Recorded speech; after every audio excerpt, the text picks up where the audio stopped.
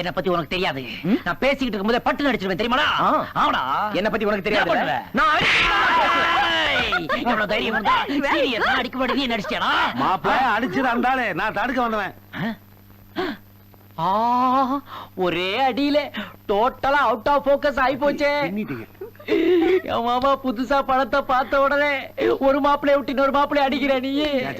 ஏன் red break ஹீரோனை வச்சுக்கிறேன்.